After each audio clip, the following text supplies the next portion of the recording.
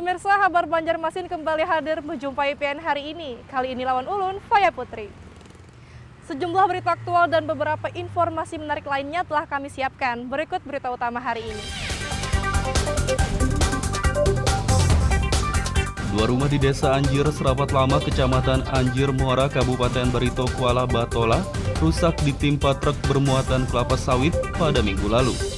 Namun hingga kini pemilik rumah belum juga diberi ganti rugi.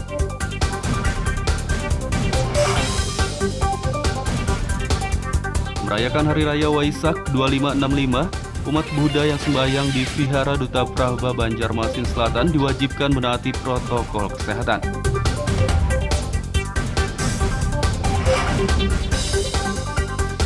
Program normalisasi sungai pemerintah Banjarmasin yang kini terhenti dinilai tidak jelas oleh Dewan Perwakilan Rakyat Daerah DPRD setempat.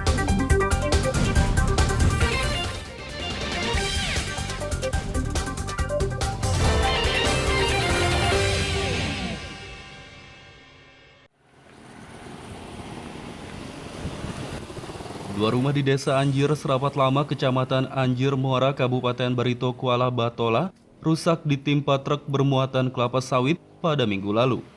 Namun hingga kini pemilik rumah belum juga diberi ganti rugi.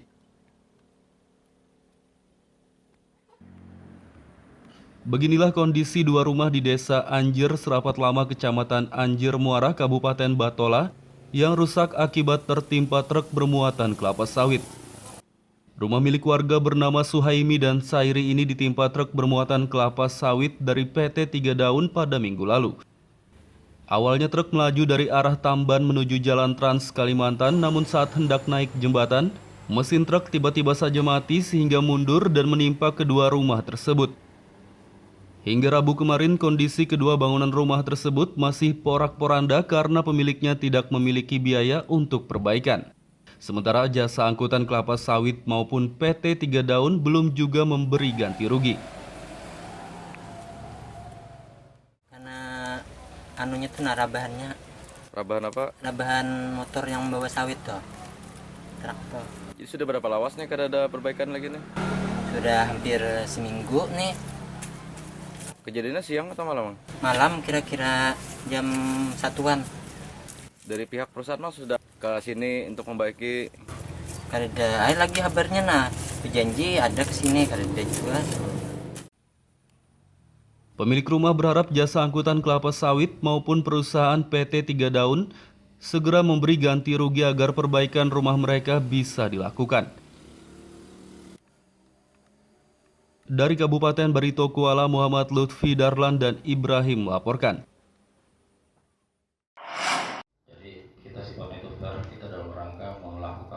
Dua anggota Dinas Perhubungan Dishub Banjarmasin diberi sanksi mutasi ke instansi lain karena telah melalaikan tugas selama 8 hari tepatnya saat momen Lebaran lalu. Jadi ini kemarin kita tes pas waktu ada kegiatan kita keluarkan SP 1, 2, 3 udah kita stop. Pelaksana tugas PLT Kepala Dishub Banjarmasin, Endri mengatakan pemberian sanksi mutasi kepada dua anggotanya dilakukan karena yang bersangkutan telah melalaikan tugas.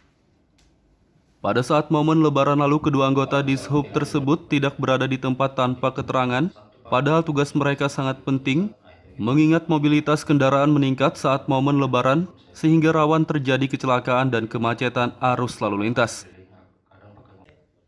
Selain memberi sanksi kepada dua anggotanya yang melalaikan tugas, Endri juga memberi penghargaan kepada 3 komandan regu yang dinilai telah bertugas dengan baik.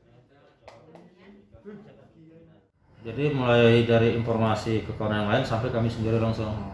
Soalnya selama 8 hari tiap malam aku turun terus, ya kan. Awal-awalnya aku pakai mobil dinas, mereka banyak karena aku pikir mobil dinas tahu. Udah akhirnya aku ganti mobil pribadi, ada karena aku pakai sepeda motor. Dan aku gak ada singgah, aku cuma ngecek nanti langsung. Itu disampaikan nggak Pak, dana pribadi yang langsung atau Itu memang dari kita pribadi. Jadi pada intinya tujuannya bukan lain adalah dalam rangka untuk kita lebih meningkatkan motivasi bagi rekan-rekan bahwa ada suatu penghargaan di balik kerja keras mereka gitu loh. Ya, supaya ini mungkin nanti bisa diikuti oleh kawan-kawan yang lain, dan ini insya Allah kita usahakan sedapat mungkin tetap kita pertahankan di disiplin. Ada reward and punishment di situ. Rekan-rekan yang lain maupun sesi Henry berharap semua anggotanya menjalankan tugas dan bertanggung jawab dengan baik agar tidak ada lagi yang diberi sanksi. Dari Banjarmasin, Muhammad Lutfi Darlan dan Fudael melaporkan.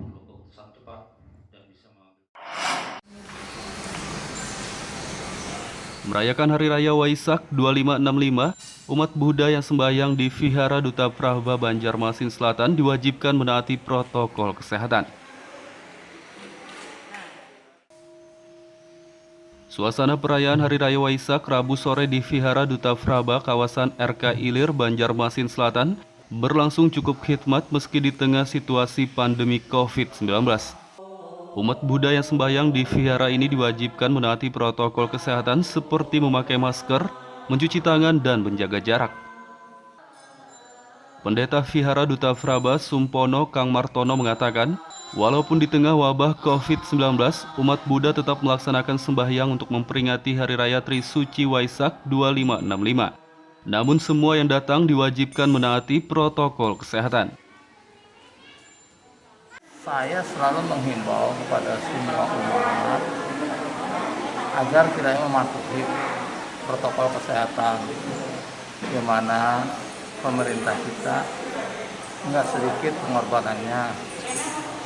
Kalau kita yang sadar kita tidak melakukan protokol kesehatan, bagaimana bisa berakhir?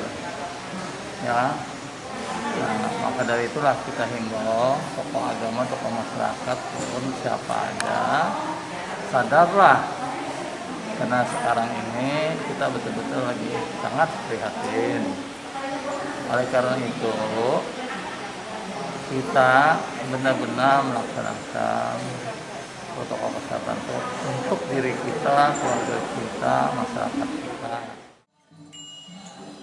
Perayaan Hari Raya Waisak yang dilaksanakan umat Buddha di Vihara Duta Prabha dijaga ketat kepolisian agar berlangsung lancar dan aman.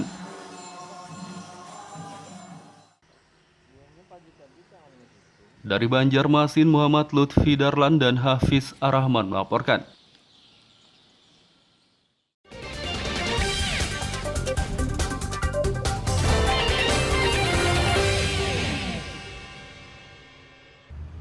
Pemirsa, masih bersama kami dalam Habar Banjarmasin.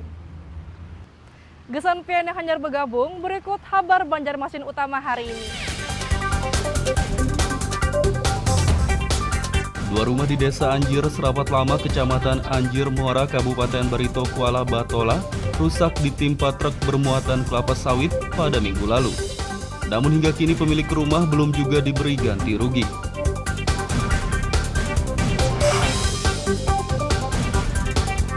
Merayakan Hari Raya Waisak 2565, umat Buddha yang sembahyang di Vihara Duta Prabha Banjarmasin Selatan diwajibkan menaati protokol kesehatan.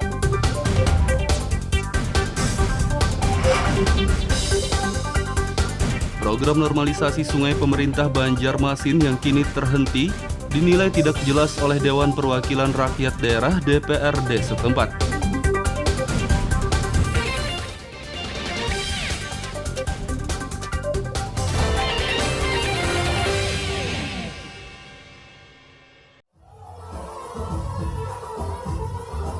Menggelar resepsi pernikahan di tengah situasi pandemi COVID-19 dibolehkan oleh pemerintah Kota Banjarmasin, namun harus menaati protokol kesehatan atau prokes.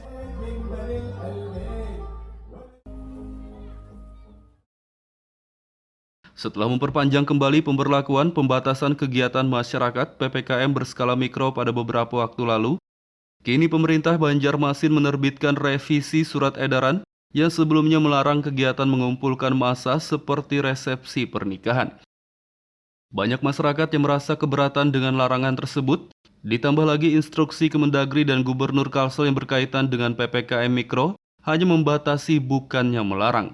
Untuk itu Pemkot Banjarmasin pun merevisi surat edaran sebelumnya. Pelaksana Harian PLH Sekda Banjarmasin Muhyar mengatakan, kegiatan mengumpulkan orang banyak seperti resepsi pernikahan dibolehkan namun harus menaati protokol kesehatan dan jumlah undangannya pun harus dibatasi. Kan sudah jelas Ingop dan itu kan Mendagri dan Ingop itu kan mensyaratkan pembatasan kegiatan masyarakat PPKM, pembatasan pemberlakuan kegiatan masyarakat, jadi sifatnya pembatasan. Nah, lalu di situ dijelaskan bahwa kegiatan itu pembatasan bukan pelarangan, itu dengan protokol kesehatan yang ketat. Nah, ini kan karena ini sifatnya antara SKPD kemudian eksternal kebijakan yang keluar, maka yang berhak menandatangani surat keterangan kembali. Masyarakat Banjarmasin diimbau agar selalu menaati protokol kesehatan saat menggelar acara yang mengumpulkan banyak orang. Dari Banjarmasin, Muhammad Lutfi Darlan dan Fudael melaporkan.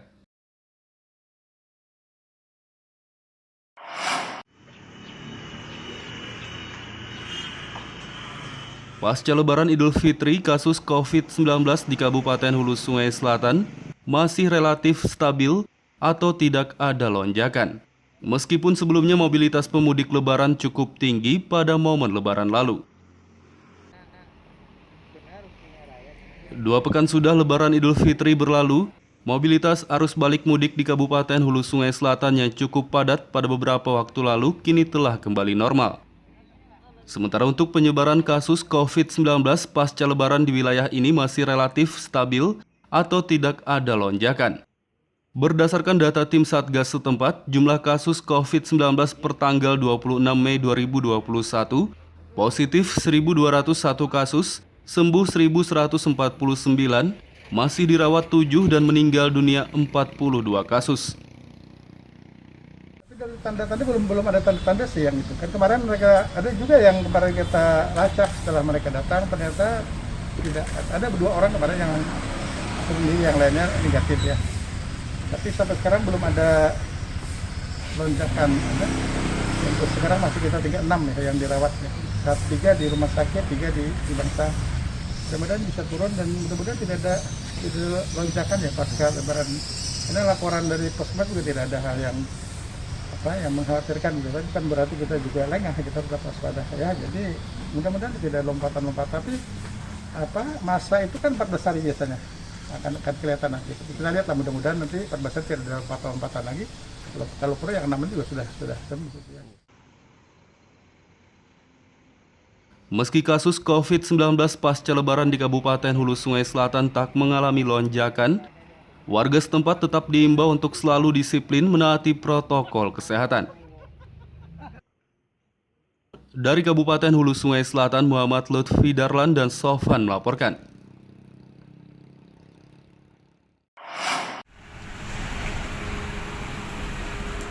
Saat pelaksanaan pemungutan suara ulang PSU pemilihan Gubernur Pilgub Kalimantan Selatan pada 9 Juni mendatang, pemerintah Kota Banjarmasin belum bisa memastikan aparatur sipil negara ASN diliburkan atau tidak.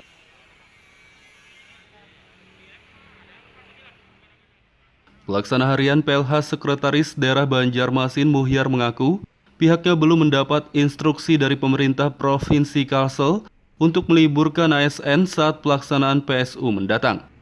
Menurutnya meskipun PSU juga akan dilaksanakan di semua TPS Kecamatan Banjarmasin Selatan, namun keputusan untuk meliburkan ASN saat hari pelaksanaannya nanti harus menunggu instruksi dari Pemprov Kalsel. Kita liburkan, tapi sampai hari ini kan surat dari instruksi dari PJ Gubernur kan belum kita terima nih.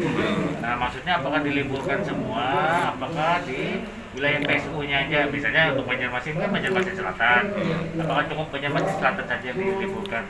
Tapi pada prinsipnya kita siap mengikuti instruksi untuk mensukseskan pemilihan suara ulang. Kalau per wilayah kayak itu pada menimbulkan apa? Misalnya kan di PNS kan cuma selatan aja nih, ada yang timur, ada yang utara. Makanya kita lihat instruksi gubernurnya dulu. Apa instruksinya? Kalau misalnya wilayah PSU aja, ya PSU aja. Tapi kalau misalnya semua, ya kita ikuti lah. Muhyar menambahkan jika nantinya sudah ada instruksi dari Pemprov Kalsel untuk meliburkan ASN, maka Pemkot Banjarmasin siap meliburkan ASN untuk mensukseskan pelaksanaan PSU. Dari Banjarmasin, Muhammad Lutfi Darlan dan Fudael melaporkan.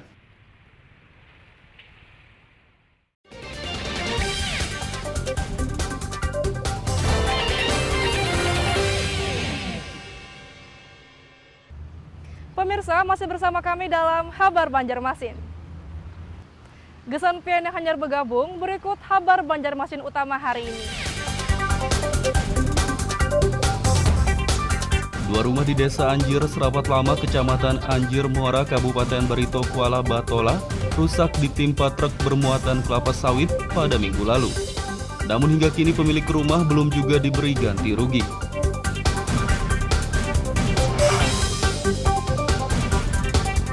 Merayakan Hari Raya Waisak 2565, umat Buddha yang sembahyang di Vihara Duta Prabha Banjarmasin Selatan diwajibkan menaati protokol kesehatan.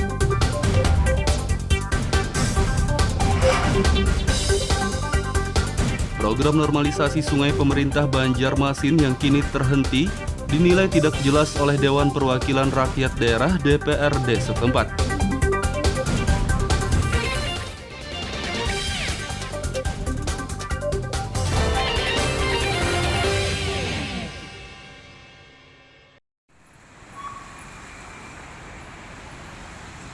Program normalisasi sungai pemerintah Banjarmasin yang kini terhenti dinilai tidak jelas oleh Dewan Perwakilan Rakyat Daerah DPRD setempat.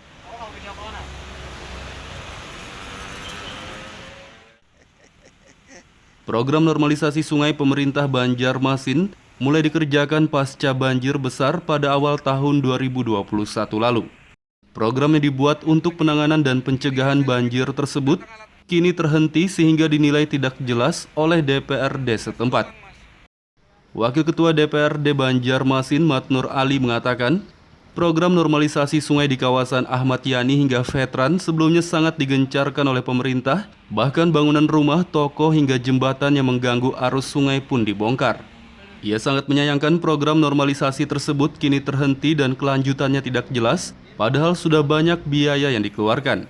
Selain itu, sejumlah bangunan yang telah dibongkar, sisa materialnya belum disingkirkan sehingga dinilai cukup mengganggu keindahan dan kenyamanan.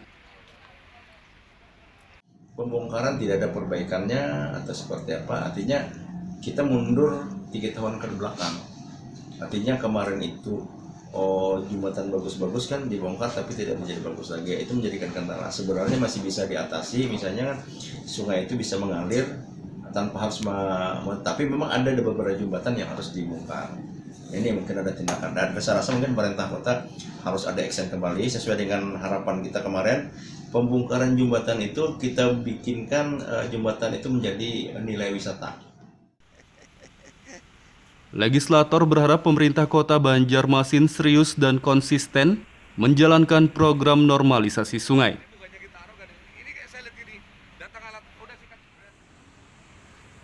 Dari Banjarmasin, Muhammad Lutfi Darlan dan Hafiz Arrahman melaporkan.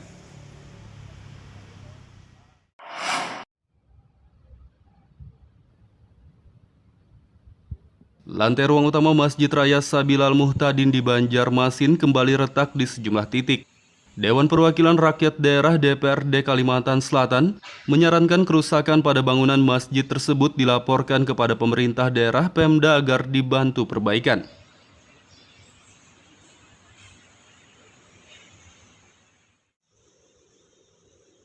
Kerusakan pada bangunan lantai Masjid Raya Sabilal Muhtadin bukanlah kali pertama terjadi.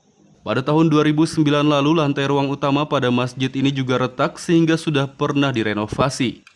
Wakil Ketua Komisi 3 Bidang Infrastruktur dan Pembangunan DPRD Kalsel, Rosihan Nurbahri menyarankan pengurus masjid melaporkan kerusakan pada bangunan lantai masjid tersebut kepada Pemda agar mendapat bantuan renovasi. Menurutnya, pemeliharaan masjid terbesar di Banjarmasin tersebut juga menjadi tanggung jawab pemerintah daerah. Supaya segera didata apa saja yang akan direhab dan diperbaiki selain daripada lantai ruang induk. Kemudian atas perintah Bapak Pejabat Gubernur, tim dari Kesra dan PUPR sudah datang ke lokasi melihat. Inilah hikmahnya silaturahmi yang baik sehingga penanganan Masjid Raya langsung ditangani secara cepat. Mudah-mudahan harapan saya, harapan masyarakat, masjid ini adalah harus kita jaga bersama-sama, dan saya menyampaikan kepada Badan Pengelola segera berkoordinasi dengan Komisi 4 DPRD Provinsi Kalimantan Selatan dan tetap selalu koordinasi dengan PUPR Provinsi dan Kesra Provinsi Kalimantan Selatan. Rosihan menambahkan pihaknya siap mengawal laporan kerusakan Masjid Sabilal Muhtadin kepada Pemda agar lekas dibantu perbaikannya.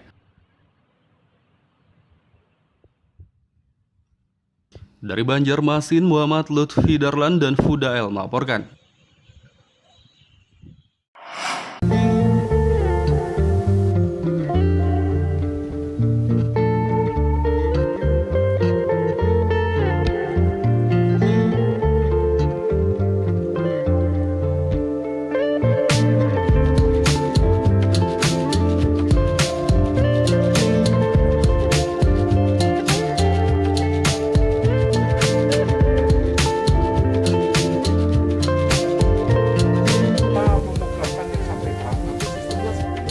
Indonesia punya sosok yang hebat nih. Ada seorang kepala desa bernama Nurmanto dari Desa Karya Maju, Kecamatan Marabahan, yang berhasil membudidayakan tanaman anggur.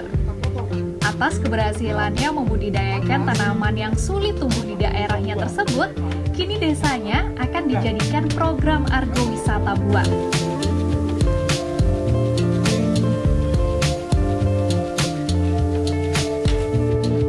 Keberhasilan Nurmanto membudidayakan tanaman anggur awalnya dicoba di kota Banjarbaru. Setelah ditanam selama kurang lebih setengah bulan, tanaman anggur yang ditanamnya tersebut sudah mulai berbuah loh. Dan perkembangan tanaman anggur yang dibudidayakan ya terlihat bagus, sehingga Nurmanto akan membagikan tanaman yang dibudidayakannya ini pada warga masyarakat desanya sebagai contoh bahwa tanaman anggur bisa tumbuh di desanya.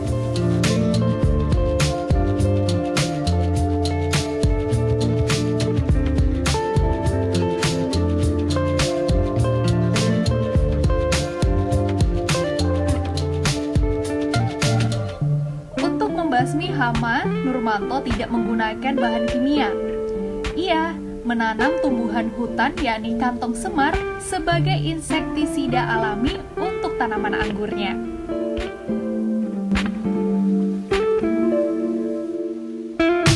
Karena telah berhasil membudidayakan tanaman anggur ini, maka selanjutnya pembudidayaan tanaman anggur akan dianggarkan dengan dana desa untuk dijadikan program agrowisata buah di desanya.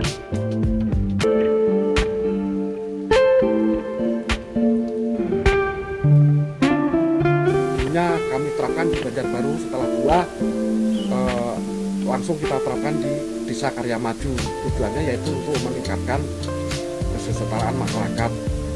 Nah, dengan itu alhamdulillah ada program yang namanya agrowisata. Kebetulan sekali akhirnya masuklah di situ. Kami tahun 2020 itu sudah menyantangkan 1 hektar itu adalah kebun anggur, baik itu jenis dari Opena, Belgia dan macam-macam. Nah di situ itu nanti untuk petik anggur bersama, khususnya kita buka untuk umum di desa kami. Namun kami juga akan menerobos untuk pembuatan, karena kemarin kami studi banding di Jogja, jadi di sana ada kampung anggur. Akhirnya pulanglah, kami ingin mengeterapkan di Kalimantan juga ada kampung anggur mas. Jadi nanti jalan-jalan lihat desa itu semua, insya Allah nanti akan kita anggarkan untuk pembudidayaannya, sehingga untuk penambahan kesetaraan masyarakat. Dengan pembudidayaan tanaman anggur ini diharapkan perekonomian warga Desa Karya Maju ke depannya akan lebih meningkat. Muhammad Lutfi Darlan melaporkan dari Batola, Kalimantan Selatan.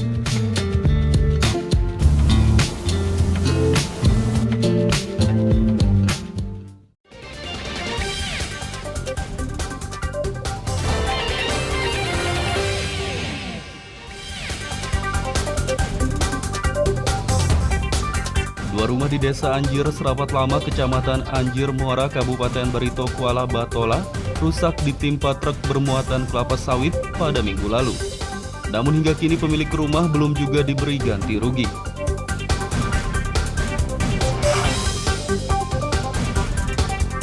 Merayakan Hari Raya Waisak 2565, umat Buddha yang sembahyang di Vihara Duta Prabha Banjarmasin Selatan diwajibkan menaati protokol kesehatan.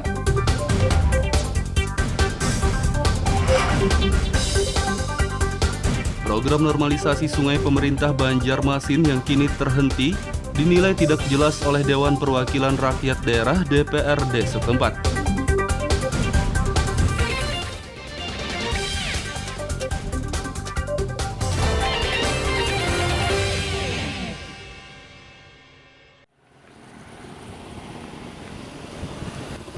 Dua rumah di Desa Anjir, Serapat Lama, Kecamatan Anjir Muara, Kabupaten Barito Kuala Batola, rusak ditimpa truk bermuatan kelapa sawit pada Minggu lalu. Namun hingga kini pemilik rumah belum juga diberi ganti rugi.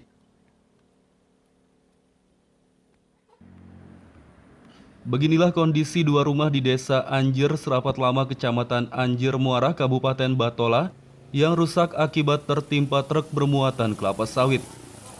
Rumah milik warga bernama Suhaimi dan Sairi ini ditimpa truk bermuatan kelapa sawit dari PT 3 Daun pada Minggu lalu. Awalnya truk melaju dari arah Tamban menuju Jalan Trans Kalimantan, namun saat hendak naik jembatan, mesin truk tiba-tiba saja mati sehingga mundur dan menimpa kedua rumah tersebut. Hingga Rabu kemarin, kondisi kedua bangunan rumah tersebut masih porak-poranda karena pemiliknya tidak memiliki biaya untuk perbaikan. Sementara jasa angkutan kelapa sawit maupun PT 3 Daun belum juga memberi ganti rugi. Karena anunya tuh rabahannya. Rabahan apa? Rabahan motor yang membawa sawit tuh. Traktor. Jadi sudah berapa lawas nih kada ada perbaikan lagi nih? Sudah hampir seminggu nih. Kejadiannya siang atau malam? Malam kira-kira jam 1-an. Dari pihak perusahaan mah sudah ke sini untuk membaiki. Kada ada lagi kabarnya nah. Berjanji ada ke sini, kada ada juga.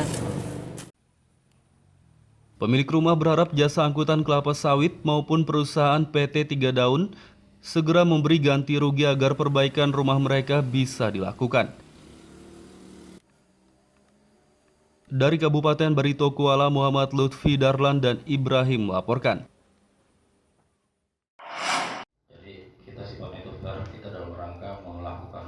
Dua anggota Dinas Perhubungan Dishub Banjarmasin diberi sanksi mutasi ke instansi lain karena telah melalaikan tugas selama 8 hari tepatnya saat momen Lebaran lalu.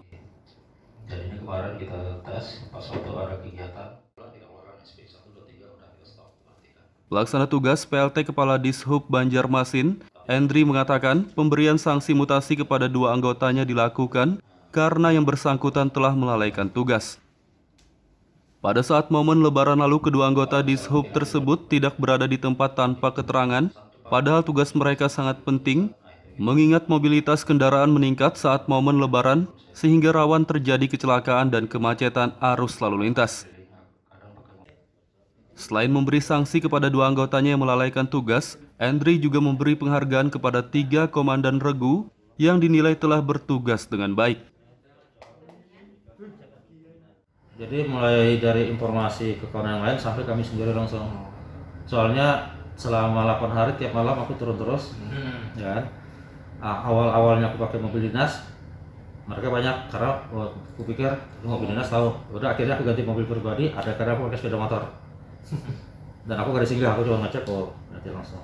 Itu disampaikan nggak Pak, dana pribadi yang langsung pakai? Itu memang dari kita pribadi. Jadi pada intinya tujuannya bukan lain adalah dalam rangka untuk kita lebih meningkatkan motivasi bagi rekan-rekan bahwa ada suatu penghargaan di balik kerja keras mereka gitu loh. Ya, supaya ini mungkin nanti bisa diikuti oleh kawan-kawan yang lain, dan ini insya Allah kita usahakan sedapat mungkin tetap kita pertahankan di dishub ini. Ada reward and punishment di situ. Henry berharap semua anggotanya menjalankan tugas dan bertanggung jawab dengan baik agar tidak ada lagi yang diberi sanksi. Dari Banjarmasin, Muhammad Lutfi Darlan dan Fudael melaporkan.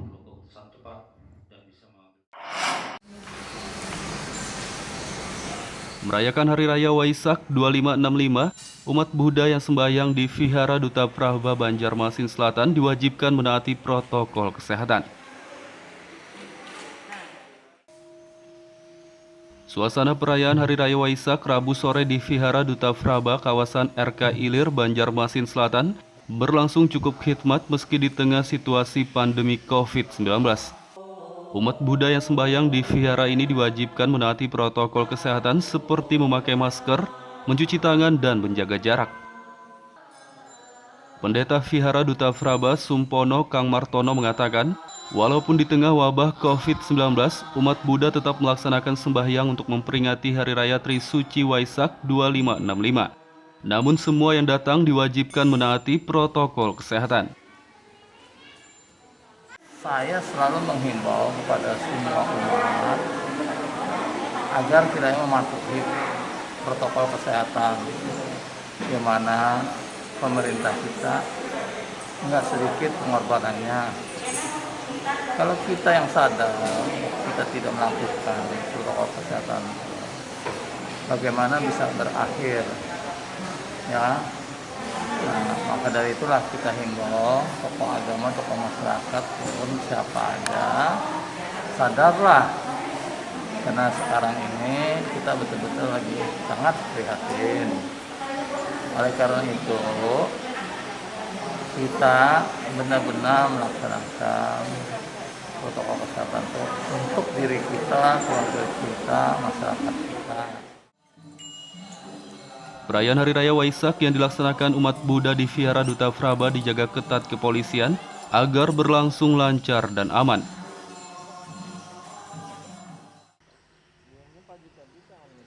Dari Banjarmasin, Muhammad Lutfi Darlan dan Hafiz Ar-Rahman melaporkan. Pemirsa, informasi tadi sekaligus menutup perjumpaan kita kali ini. Ulun Faya Putri lawan Buhan Redaksi mengucapkan selamat beraktivitas. Sampai jumpa.